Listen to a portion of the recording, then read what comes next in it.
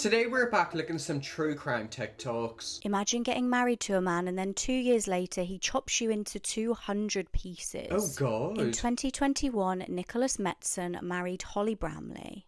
The pair were from Lincoln in the UK. However, after they got married, the relationship completely broke down. Holly told her family she was really struggling. She said Nicholas was coercive and controlling. He would manipulate her, and Holly's family said he was an evil monster. Massive trigger warning here for animals. Nicholas was known to punish Holly in sickening ways, such as killing their pet puppy by putting it in a washing machine.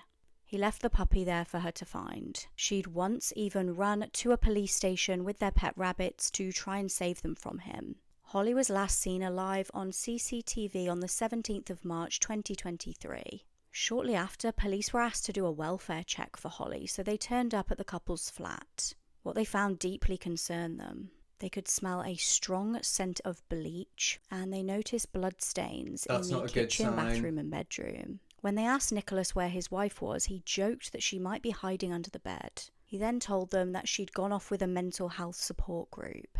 That was when something horrific was discovered. A member of the public spotted plastic bags floating in the river with them. When they were recovered from the water, they found that inside were human remains, including a human hand. They were identified as Holly's remains. Nicholas initially denied having anything to do with Holly's death, but then investigators made some damning discoveries. He'd taken money out of Holly's account and had also Google searched, "What benefits do I get if my wife has died?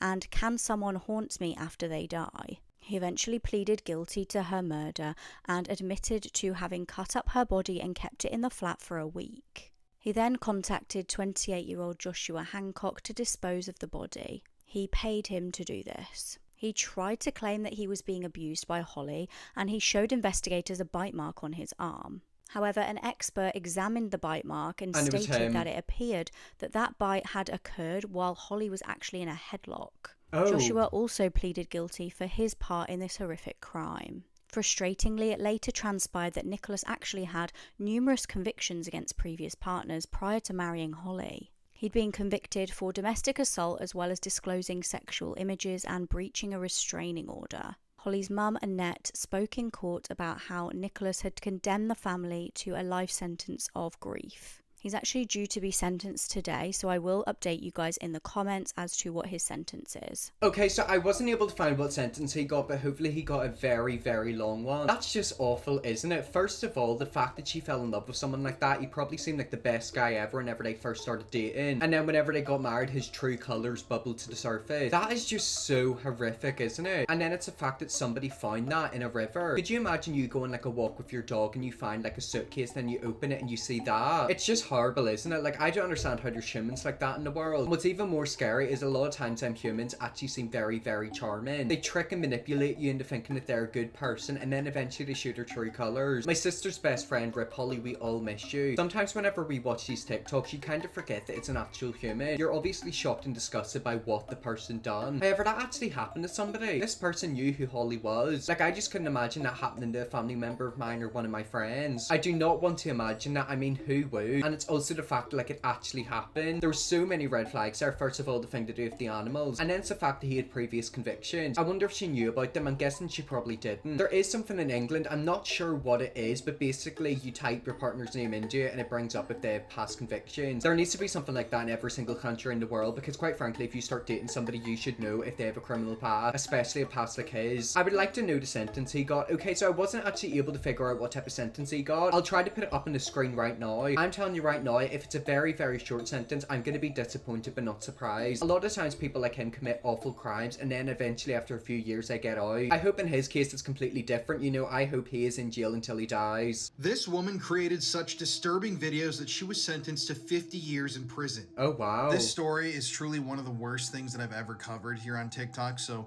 if you have a weak stomach or you can't hear about animal cruelty, please keep scrolling. So this is Ashley Richards from Houston, Texas.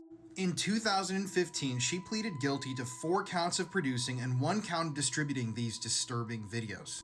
And once again, I'm going to warn you, you can keep scrolling at any time before we get into these details. Okay, so before we do get into the details, now is probably a good time to click off. But yet again, something else that I've noticed with these videos is that there's actually a market out there for videos like that. She obviously made videos and distributed it. Who is buying stuff like that? Like, who wants to see them types of videos? So this all started in 2012 when PETA, or the group known as People for the Ethical Treatment of Animals, contacted the Houston police about a video they had found online.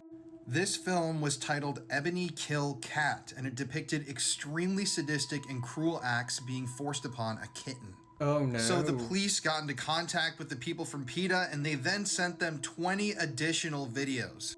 These videos depicted the sadistic torture of various animals, including kittens, a fish, pigeon, crayfish, mice, a rabbit, all being tortured with different things like high heels, knives, screwdrivers, and pliers. In the videos, the woman that appeared in them was wearing a Mardi Gras style mask, and she would talk suggestively to the people watching this torture. Yes, that meant that there were paying customers out there that were paying this woman to produce these absolutely horrific videos. I cannot share the details of some of these videos. You can actually find the information online through news articles, but I don't want to know it. I think I changed as a person after reading these articles. Eventually, though, the police were able to track Ashley's IP address, which led them to her suburban home in Houston. This is an example of one of the messages she shared with the client. I mean, just, ugh. That led them to Brent Justice and Ashley Richards. These were the two that were producing these videos and selling them on a website online. And Congress had recently passed a bill making this specific type of video material, otherwise known as crush, illegal. So thankfully they were arrested. Shockingly, though, Brent Justice, after the trial, he was actually sentenced to 50 years in prison.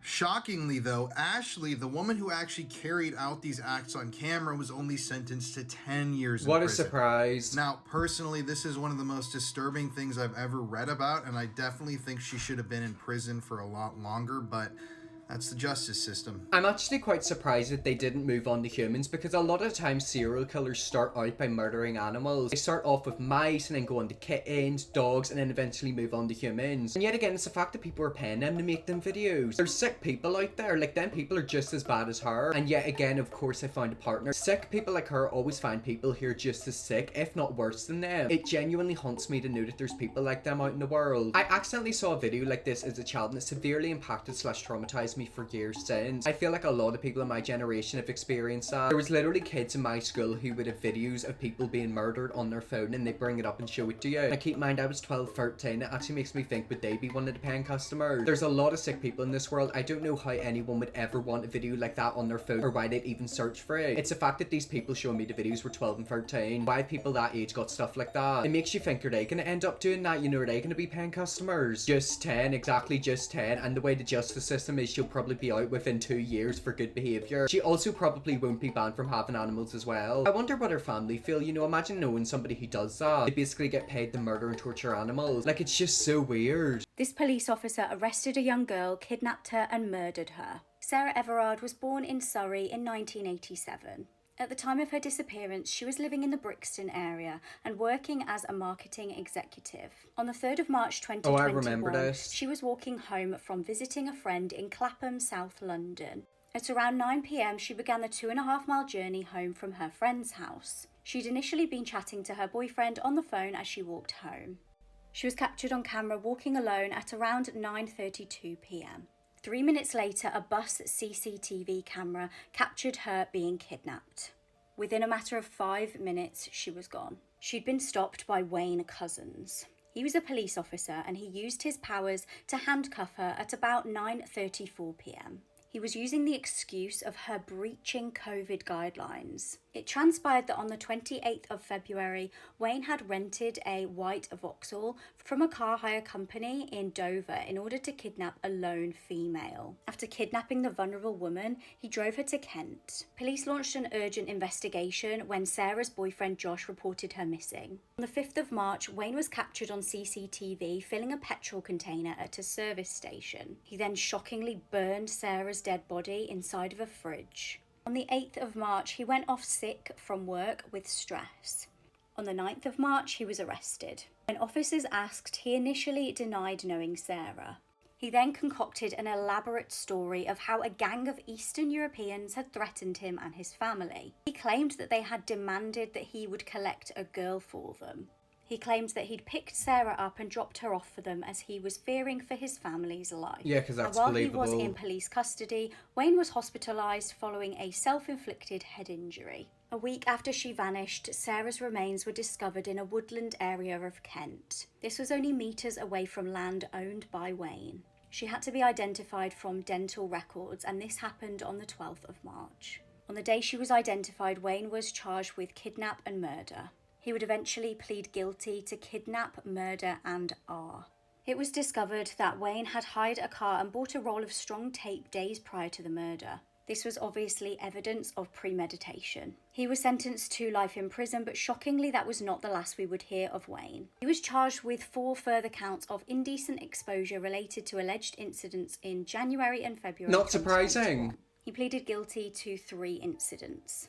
Sickeningly, the following year, 2 of his colleagues, Jonathan Cobban and Joel Borders, were jailed for sending grossly offensive messages. The 3 police officers were part of a sickening WhatsApp group where they sent racist, homophobic, misogynistic, and ableist messages. And yet again, he was part of the police service. His job was literally meant to protect people, and he ended up doing that. Sarah, Sabrina, and Zara's cases were so awful. I'm sure this was all in the same year. It happens to a lot of people. Like, it's actually quite terrifying. And this is why a lot of people don't trust the police, because there's people like that in the system. We have seen proof that he, obviously planned to do it to somebody, and sadly, Sarah was the woman who he done it to. It's just terrifying, the fact that, like, he had so much power in the police service. I think whenever he done what he done, he was off duty. But it's the fact he can put on a police uniform, accuse her of breaching the COVID rules, handcuff her, and then do that. And it isn't a one-off case, he had a past. It just blows my mind how with a lot of these people, they have a history of doing it, and they just get away with it. How is he still able to be a police officer whenever he has 4 counts of indecent exposure against him? And that is a real issue that the force need to fix immediately, because people don't trust you. The amount of men this case later exposed during the protesting was scary. I mean, think about his mates. Like, they literally had a WhatsApp group chat where they were racist, homophobic, misogynistic, and ableist, and we're meant to trust people like them. Like, they're literally in the police force. That is terrifying. Officers like him are the reason why the police force need to be reformed. It's not a one-off police officer. There's going to be countless others like him. And the Home Office wonder why Londoners don't trust the Met anymore. I mean, why would they when there's people like him in the Met? Why would people trust the police force when there's police officers like him? And then his mates as well. It's horrific enough what he done, but it's even worse that his mates in the police force are nearly as bad as him. An Oregon man who drugged 3 12-year-old girls at his daughter's sleepover was just released from jail into the public. Anyone living in Oregon who has kids should listen to this story because it's terrifying. On August 26th of last year, 57-year-old Michael Maiden insisted that his 12-year-old daughter invite a couple of her friends over for a sleepover. So that's exactly what she did. She invited 3 of her friends, who were also all 12, over to her Lake Oswego home for what should have been a night of fun. And it did start out that way. The girls spent their day playing in the sprinklers, getting in the hot tub, and then took showers and got ready for bed when Michael told them to. The girls then spent the majority of their night in the basement of Michael's home having a spa night, watching movies and doing facials. But at around 11 p.m., Michael came into the basement and gave all of the girls, including his daughter, mango smoothies that he made for them. Each cup had a different colored straw so they could tell whose cup was whose. Immediately upon drinking, the girls complained of the taste and saw that the smoothies had white chunks in it and white powder sprinkled on the top. But Michael insisted that they all drink it. 3 of the girls did, but one girl said that it tasted so bad that she stopped after 1 sip, which made Michael incredibly angry. And he did almost everything to try and get her to drink it. They each reportedly started drinking from each other's cup, which also made Michael mad. After drinking the smoothies, the girls became clumsy and woozy and they all fell into a deep sleep. All except for the one girl who didn't drink the smoothie. The girl who didn't drink the smoothie was sharing a pull-out couch with one of her friends that did,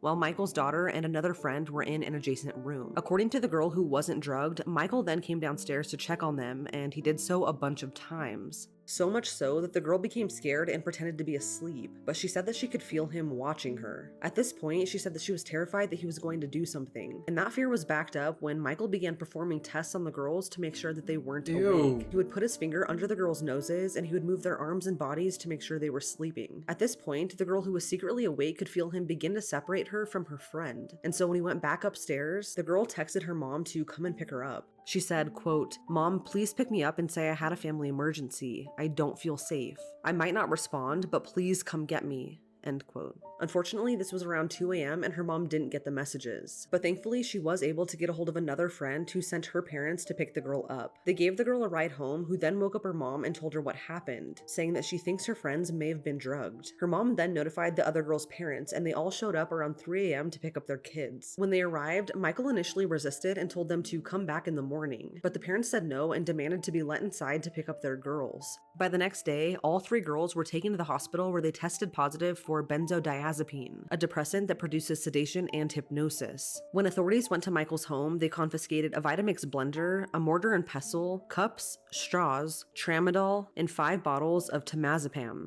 In just weeks after this incident, Michael and his wife divorced. He was married at the time. Last week, Michael turned himself in and pleaded guilty to 9 separate charges, but he has since posted bail and has been released back into the public. This story is exactly why I will never let my children go to sleepovers. You just never know what could happen. Wait a minute, so he done all of that and then he got bailed out, so he is out in the public again. Is anyone else shocked by that? Thank God that that girl did not drink that smoothie and actually alerted people, because I think we all know what probably would happen. And it's terrifying to think that he planned all of that. He encouraged his 12-year-old daughter to invite her friends round, and then he was going to drug them and obviously do stuff. I'm with you, I'd never let my child go to a sleepover. How is he allowed to be out? That's what I'm wondering. Like, how is he literally allowed out in the world? Are we forgetting what he done to them? God, I couldn't imagine being the mum that didn't wake up to the text. I mean, yeah, that's literally mortifying. That would actually make your heart drop. And thank God that girl got in contact with like another friend's parents, because I think we all know what probably could have happened to them. And yet again, it's the fact that they went round to their friend's house for an innocent sleepover. That is why a lot of people are against sleepovers. You know, it's not the fact that they're with their girlfriend. It's just with the other people in the house. You know, you don't know what the fathers like, the uncles like, the brothers like, even the mother. So much abuse happens at sleepovers, and that video is proof of it. Who knows what he was doing with the kids while that little girl was waiting to get picked up? This made me sick to my stomach. And what makes it even worse is the fact that he's not in jail. He literally got bailed out. How is he able to do that, be found guilty of it, literally have all the evidence against him, and then he gets let out? That bail system needs to stop immediately. Well, anyways guys, let's leave that video there. That's some true crime TikToks. It was seeming like a more true crime TikToks, and we definitely will. Press that subscribe and see you all tomorrow for another video.